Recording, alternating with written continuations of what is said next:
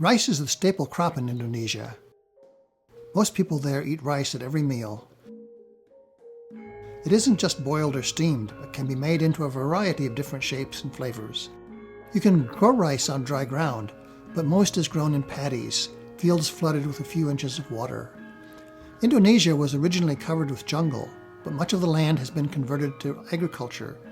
Because the land is so mountainous, the hillsides must be terraced to create level areas for the paddies.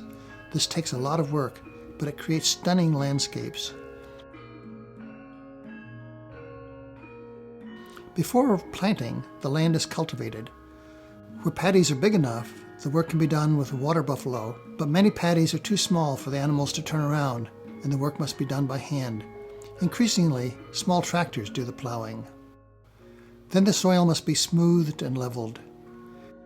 Indonesia has lots of rain. Still, it takes great care to get the right amount of water to the right place at the right time. To improve fertility, water ferns and other floating plants are grown in the paddies along with the rice. Before planting, some of the green mulch is pushed down into the mud. While the paddy is being prepared, rice seedlings are grown in a separate bed. When they're about 6 inches tall, they're dug up and replanted in the paddy. It's back-breaking work. Water isn't stagnant in the paddy. There's a slow but steady flow through the fields. The sound of running water is everywhere, and it takes a lot of effort to keep the paddies free of weeds and with just the right amount of water. Every inch of land is used. In about 60 days, the rice begins to flower and set fruit. The terraces are spectacular. Finally, the grain is ripe and ready for harvest. The paddies are generally too small for machines, so the harvesting is done with hand sickles. Bundles of rice are beaten against the basket to shake loose the grain.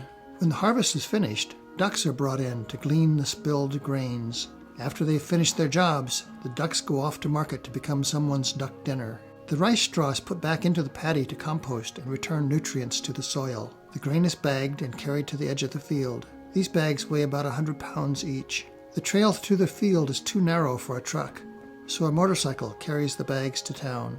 The rice is spread to dry in the sun. You have to pound the rice to loosen the hulls. Nowadays, this is generally done by a machine.